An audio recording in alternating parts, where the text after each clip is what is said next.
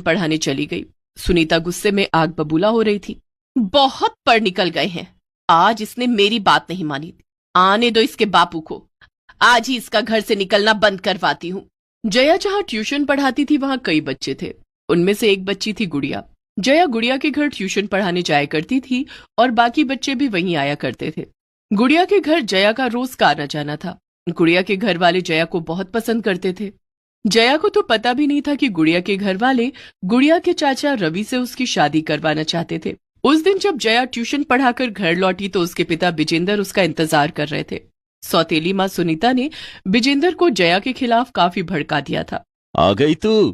कहाँ गई थी? पिताजी, मैं बच्चों को ट्यूशन पढ़ाने गई थी। अपनी माँ के मना करने के बाद भी तू ट्यूशन पढ़ाने गई? पिताजी, कॉलेज की फीस भरनी है, इसके लिए पैसे चाहिए, इसलिए मैं ट्यूशन पढ़ाना नहीं छोड़ सकती। तो आज मैं तेरी फीस की टेंशन दूर कर देता हूँ। क्या पिताजी, आप मुझे फीस के लिए पैसे देंगे? नहीं, ना तू कॉलेज जाएगी और ना ही होगी फीस की टेंशन। नहीं पिताजी, ऐसा मत कहिए। विजेंद्र ने जया का हाथ पकड़कर उसे उसके कमरे में ले जाकर पटक दिया और बाहर से दरवाजा बंद कर दिया। कान खोल कर सुन ले जया, कल तुझे देखने के लिए लड़के वाले आ रहे हैं। अब तो इस कमरे से तभी बाहर कदम रखेगी, अब इस घर से तेरी डोली ही उठेगी।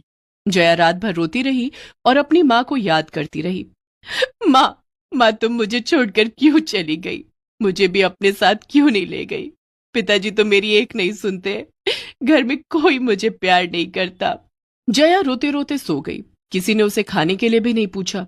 दूसरे दिन सुनीता ने जया के कमरे का दरवाजा खोला और उससे कहा, जया, लड़के वाले आते ही होंगे, तू जल्दी से तैयार हो जा। जया समझ गई थी कि अब उसकी सुनने वाला कोई नहीं है।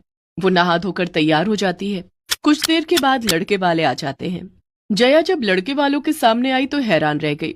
लड़के वाले कोई और नहीं बल्कि उसके स्टूडेंट गुड़िया के माता पिता थे, जो गुड़िया के चाचा रवि के लिए जया का हाथ मांगने आए थे। लड़के वालों ने जया को पसंद कर लिया। जया को भी गुड़िया के परिवार वाले बहुत पसंद थे, इसलिए जया ने खुशी खुशी शादी के लिए हाँ कह दिया।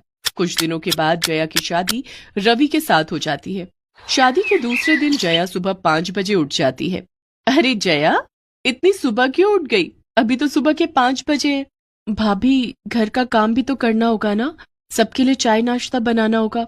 जया, यहाँ सब लोग सुबह 8 बजे उठते हैं और चाय नाश्ता उसके बाद ही होता है। और घर की साफ सफाई, उसके लिए हमने काम वाली रखी हुई है। तुम जाओ, जाकर सो जाओ। जया मन ही मन सोचती है, मेरा ससुराल मेरे मायके से कितना अच्छा है। यहाँ सब लोग सुबह 8 बजे सोकर उठते हैं। मायके में तो मुझे सुबह 5 बजे उठना पड़ता था और घर के सारे